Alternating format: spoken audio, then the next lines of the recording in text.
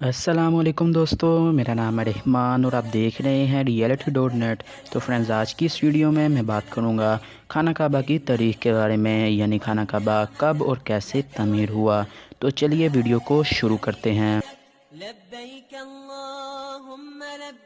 Subscribe کریں reality.net کو اور بیل آئیکن کو دبائیں انفارمیٹیو ویڈیوز سب سے پہلے دیکھنے کے لیے۔ جب حضرت ابراہیم علیہ السلام بوشت سے زمین پر تشریف لائے تو بارگاہ الہی میں عرض کیا، میں یہاں نہ تو ملائکہ کی تسبیح و تکبیر سن سکتا ہوں اور نہ ہی کوئی عبادت گاہ دیکھتا ہوں، جیسا کہ آسمان میں بیت المعمور دیکھتا تھا جس کے ارد گرد ملائکہ طواف کرتے تھے۔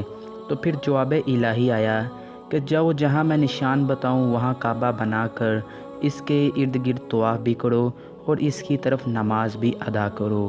حضرت جبرائیل علیہ السلام ان کی رہبری کے لیے ان کے ساتھ چل پڑے اور انہیں وہاں لائے جہاں زمین بنی تھی، یعنی جس جگہ جاگ پیدا ہوا تھا، اور پھر وہیں جاگ پھیل کر پوری زمین بنی تھی۔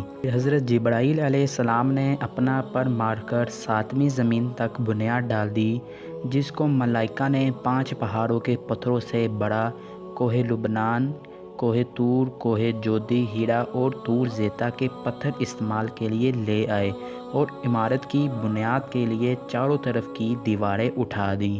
اس طرف حضرت آدم علیہ السلام نماز پڑھتے رہے اور اس کا طواف بھی کرتے رہے۔ طوفان نوح تک کعبہ اسی حالت میں رہا۔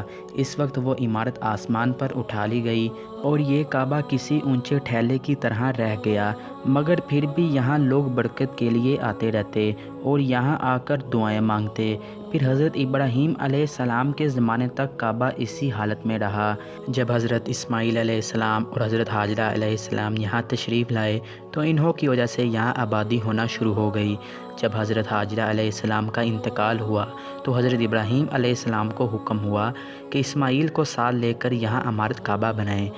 اس کی نشانی اس طرح فرمائی گئی کہ ایک بادل کا ٹکڑا بھیجا گیا تاکہ اس کے سائے سے کعبہ کی حد مقرر کر لی جائے۔